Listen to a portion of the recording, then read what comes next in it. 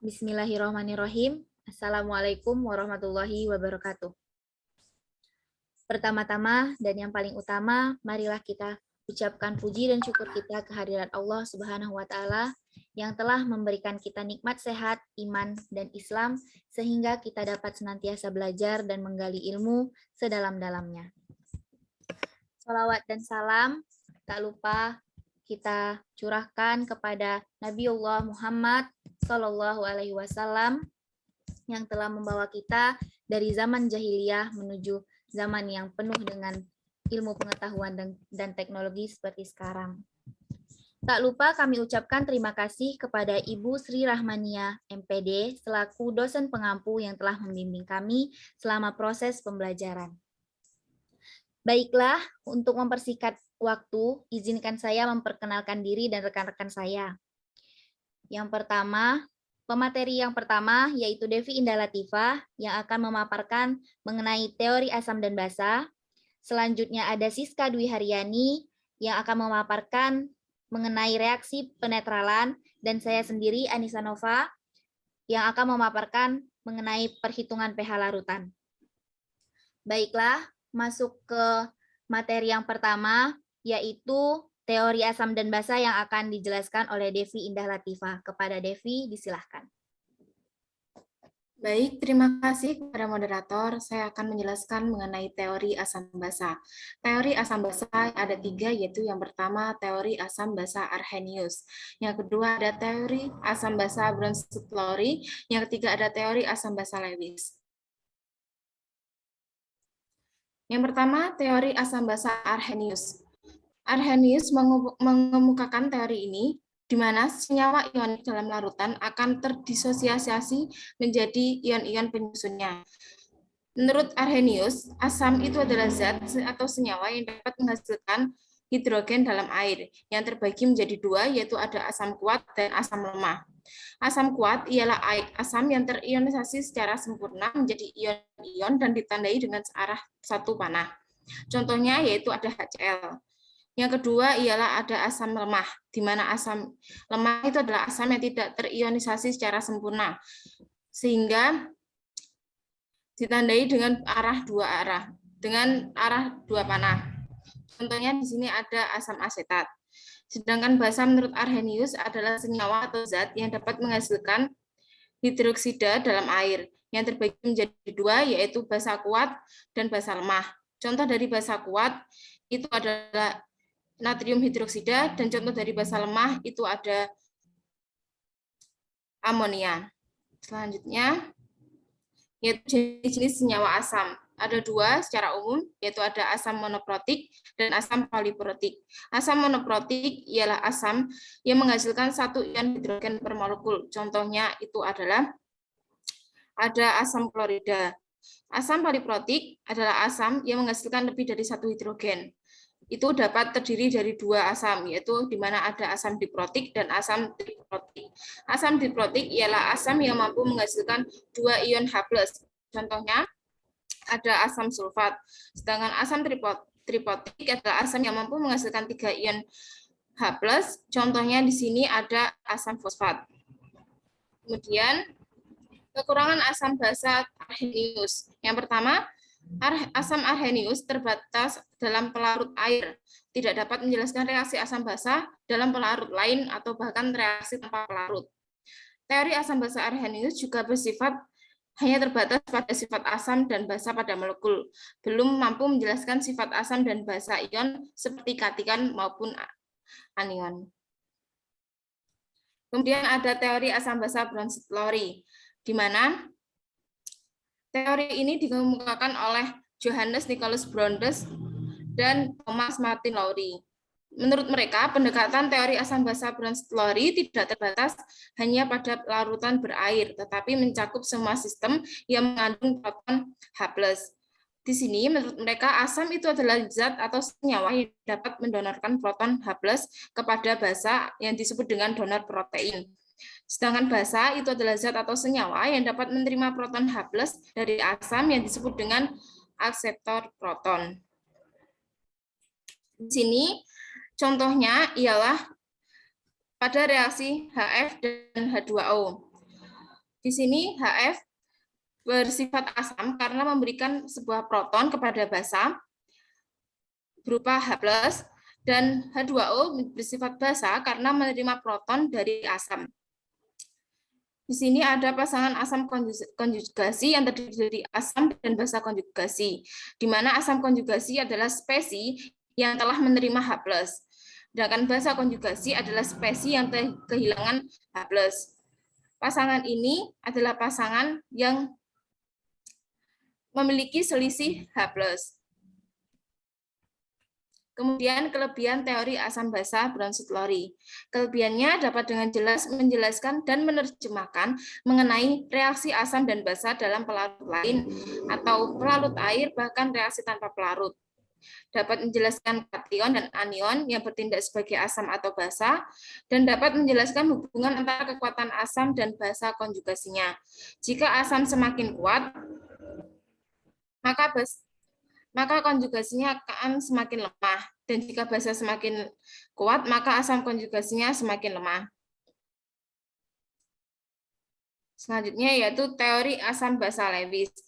Menurut Lewis, teori ini didasarkan pada transfer pasangan elektron. Menurut Lewis, asam itu adalah zat atau senyawa yang dapat menerima pasangan elektron bebasnya dari zat senyawa lain untuk membentuk ikatan baru.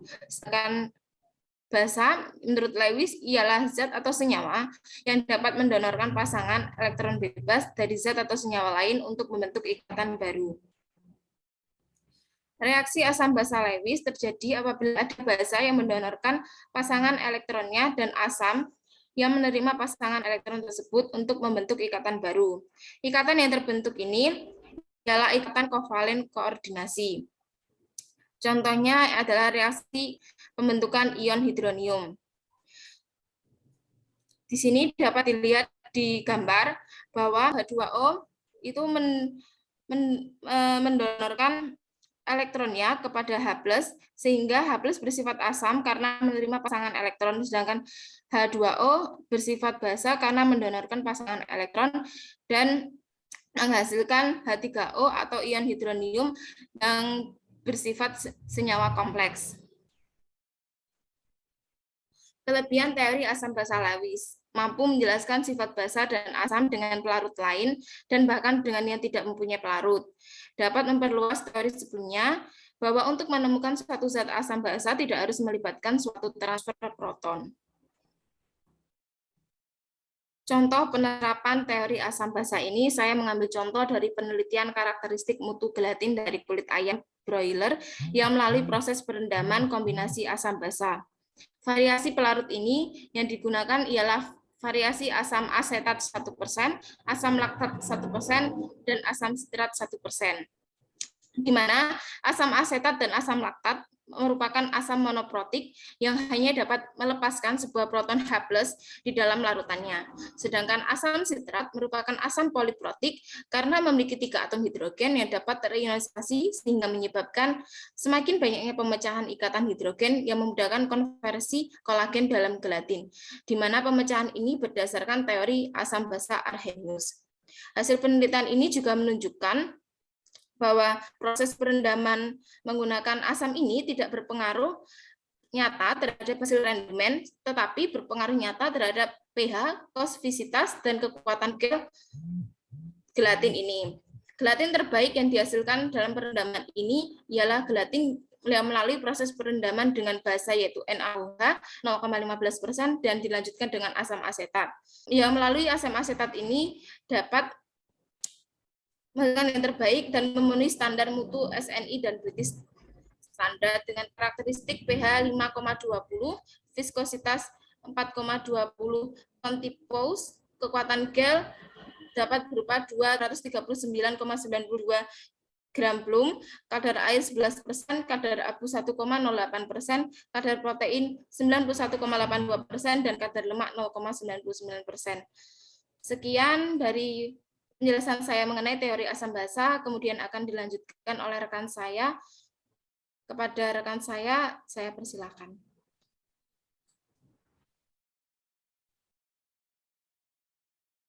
Nah, seperti yang kita tahu, asam dan basa ada yang bersifat kuat dan lemah.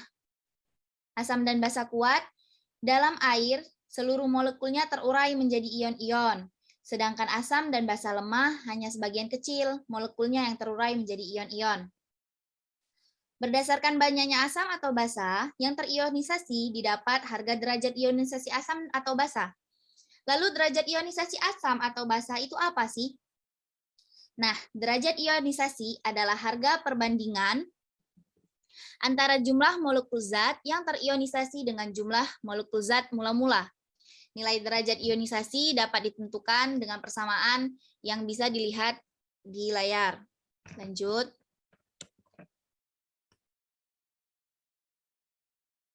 Selanjutnya ada konstanta ionisasi air. Nah, air merupakan larutan elektrolit yang sangat lemah dan terionisasi menurut kesetimbangan H2O menjadi H+ ditambah OH-. Dari persamaan di atas didapatlah kesetimbangan air. Nah, harga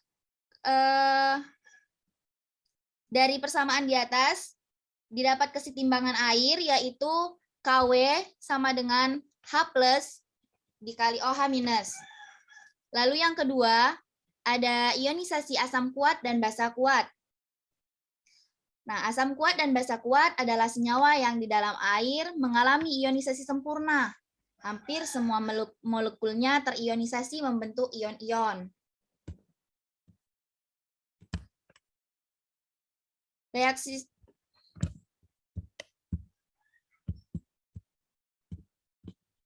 Reaksinya merupakan reaksi satu arah, bukan reaksi kesetimbangan.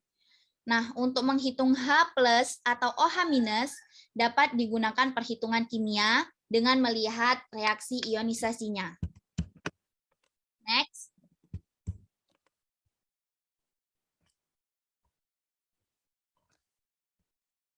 Selanjutnya ada ionisasi asam kuat dan basa kuat.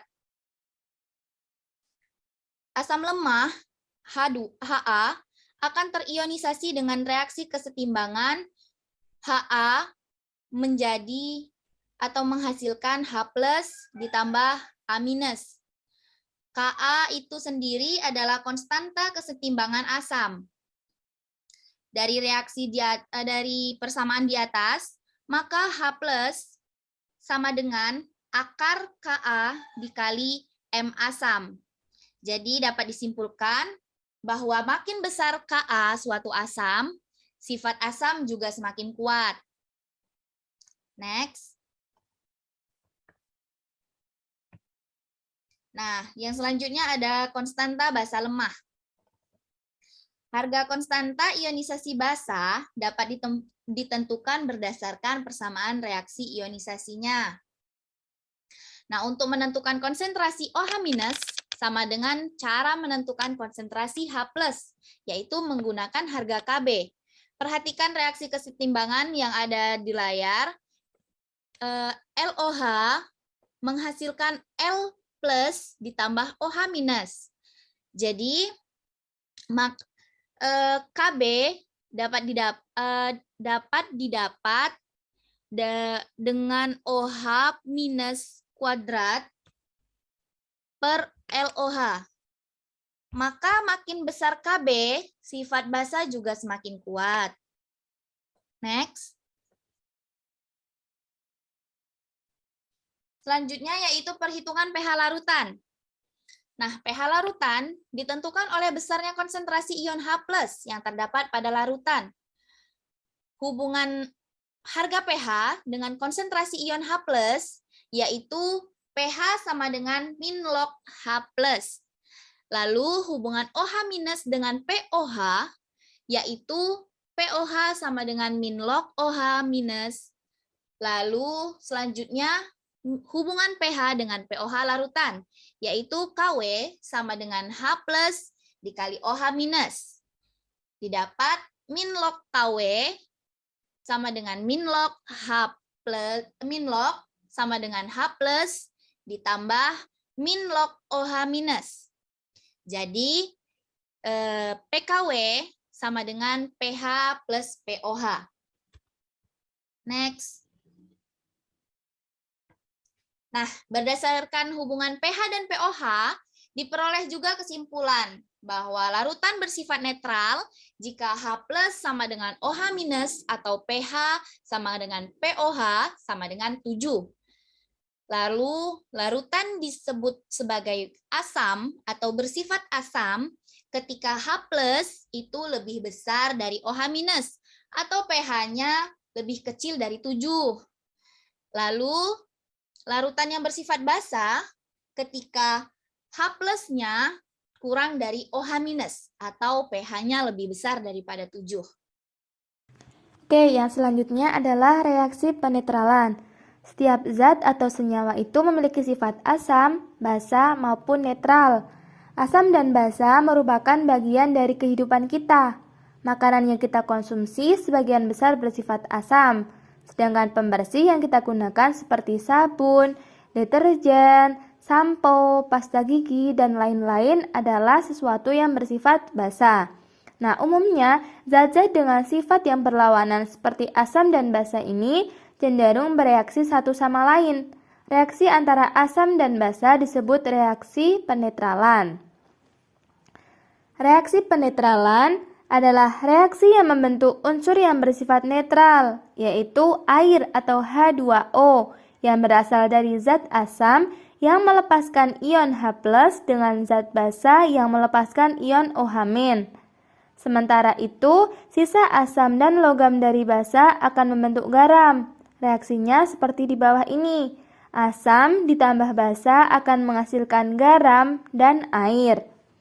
Kemudian, apabila larutan asam klorida atau HCl dan larutan natrium hidroksida atau NaOH dicampur, maka ion H+ dari HCl akan bereaksi dengan ion OH- dari NaOH membentuk H2O yang bersifat netral, pH-nya 7. Sedangkan sisanya akan membentuk garam, yaitu NaCl. Reaksi antara larutan HCl dan larutan NaOH di atas melibatkan asam kuat dan basa kuat. HCl berperan sebagai asam kuat dan NaOH berperan sebagai basa kuat, yang nantinya akan menghasilkan garam, yaitu NaCl, yang akan terurai menjadi ion-ionnya. Jadi, reaksi tersebut dapat ditulis reaksi ionnya sebagai berikut.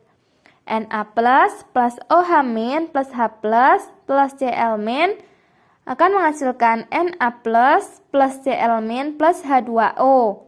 Reaksi ion ini dapat disederhanakan karena ion Na dan Cl- muncul di ruas kiri dan kanan. Nah, dari sini diperoleh reaksi ion bersih yang tidak lain adalah reaksi penetralan dari asam atau H+ dan basa atau OH- membentuk air H2O yang bersifat netral.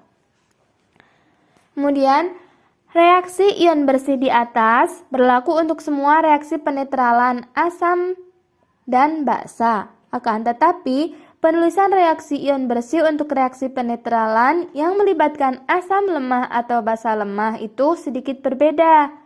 Hal ini dikarenakan asam lemah dan basa lemah hanya terurai sedikit. Artinya, ion H+ dan OH- yang dihasilkan itu sedikit. Reaksi asam dan basa ini bergantung pada kekuatan asam dan basa penyusunnya. Yang pertama yaitu reaksi penetralan asam lemah dan basa kuat. Di sini kita akan mengambil contoh reaksi antara larutan asam lemah CH3COOH dan larutan basa kuat NaOH yang akan menghasilkan garam yang bersifat basa, yaitu CH3COONa. Larutan CH3COOH merupakan asam lemah, sehingga akan mengion sebagian, sedangkan NaOH akan mengion sempurna. Yang kedua yaitu reaksi penetralan asam kuat dan basa lemah. Di sini kita ambil contoh reaksi antara larutan asam lemah NH4OH dan larutan asam kuat HCl yang menghasilkan garam yang bersifat asam, yaitu NH4Cl. larutan NH4OH akan terurai sebagian, sedangkan HCl akan terurai sempurna. Kemudian yang ketiga yaitu reaksi penetralan antara asam lemah dan basa lemah. Di sini ada reaksi antara larutan basa lemah NH4OH dan larutan asam lemah CH3COOH yang menghasilkan garam NH4CH3COO. Akan tetapi, kita belum tahu garam yang dihasilkan itu apakah bersifat asam, basa, ataupun netral. Hal ini bergantung pada kekuatan relatif asam lemah dan basa lemah tersebut yang dinyatakan oleh tetapan ionisasinya, yaitu Ka dan Kb. Jika Ka lebih besar dari Kb, maka sifat garamnya itu asam. Dan jika Ka sama dengan Kb, sifat garamnya netral. Dan jika Ka kurang dari Kb, maka sifat garam yang dihasilkan itu adalah basa.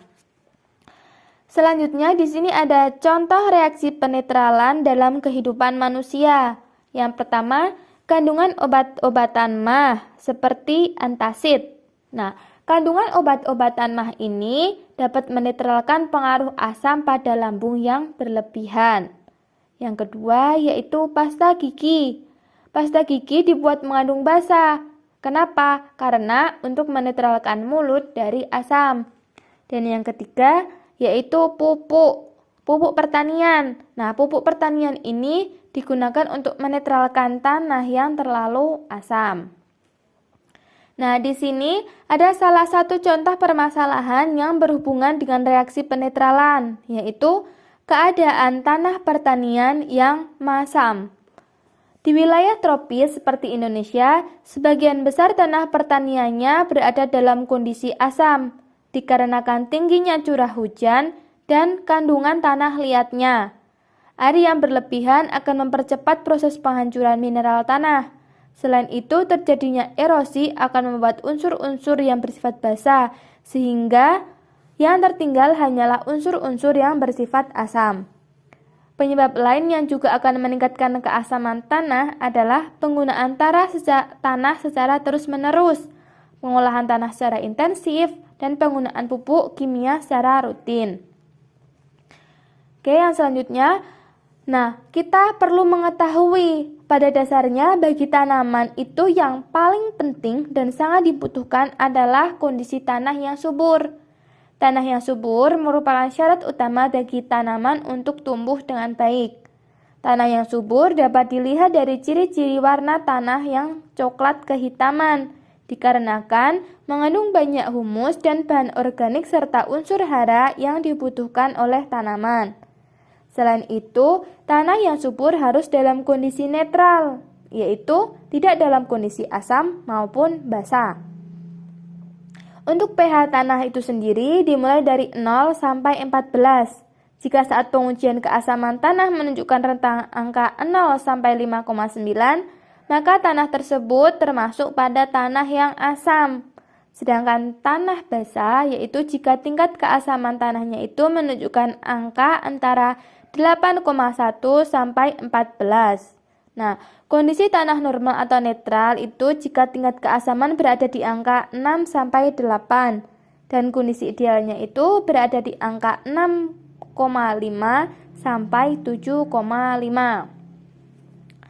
Selanjutnya, setelah dilakukan pengukuran dan telah diketahui status keasaman tanah, apakah itu asam ataupun basa, maka yang perlu dilakukan adalah dengan menetralkan pH tanah. Untuk kondisi tanah yang asam, yang perlu dilakukan adalah meningkatkan nilai pH-nya dengan cara pengapuran dengan menggunakan kapur pertanian ataupun dolomit. Akan tetapi, sebelum menabur kapur pertanian atau dolomit, harus terlebih dahulu mengetahui berapa kadar pH tanah tersebut, sehingga dosis yang kita berikan sesuai kebutuhan. Nah, aplikasi bahan pengapuran konvensional seperti CaCO3 dan MgCO3 digunakan untuk mengatasi masalah ini. Bahan pengapuran konvensional ini langka, sangat mahal, dan di luar jangkauan petani miskin. Namun, ternyata ada beberapa penelitian menunjukkan bahwa penambahan beberapa bahan yang berasal dari organik seperti bahan tanaman dan kotoran unggas ke tanah yang masam dapat meningkatkan pH tanah yang cukup besar. Nah, di sini ada mekanisme reaksi yang mengarah pada netralisasi keasaman tanah oleh kotoran hewan. Nah, di sini menunjukkan bahwa ketika pupuk organik termineralisasi, ion Ca dilepaskan ke dalam larutan tanah. Ion Ca2+ yang dilepaskan akan terhidrolisis yang menghasilkan CaOH2 plus 2H+. Nah, kemudian itu di tanah terdapat ion Al3+ yang akan bereaksi dengan CaOH2 menghasilkan AlOH3 yang tidak larut. Hidroksida dari kalsium hidroksida bereaksi dengan ion hidrogen membentuk air. Disinilah terjadi reaksi penetralan tanah asam dengan pupuk kandang. Oke, mungkin itu yang dapat saya sampaikan dari penjelasan reaksi penetralan. Saya kembalikan ke moderator. Baiklah, dapat disimpulkan dari materi yang telah kami paparkan bahwasannya setiap zat atau senyawa memiliki sifat asam, basa, ataupun netral. Asam dan basa sendiri sering ditemukan dan berperan penting dalam kehidupan sehari-hari. Beberapa teori asam dan basa diantaranya adalah teori Arrhenius, teori Bronsted-Lowry, teori asam basa Lewis, dan sifat asam basa suatu larutan dapat juga ditentukan dengan mengukur pH-nya. pH sendiri merupakan suatu parameter yang digunakan untuk menyatakan tingkat keasaman larutan. Asam dan basa memiliki sifat yang berlawanan, dan umumnya zat-zat yang bersifat berlawanan cenderung bereaksi satu sama lain. Nah, reaksi antara asam dan basa disebut sebagai reaksi penetralan. Baiklah, selanjutnya jika ada saran dari rekan-rekan sekalian, sangat boleh diutarakan dan sangat berarti bagi kami. Sekian materi yang dapat kami paparkan. Untuk perhatiannya kami ucapkan terima kasih. Kurang lebihnya kami mohon maaf. Wassalamualaikum warahmatullahi wabarakatuh.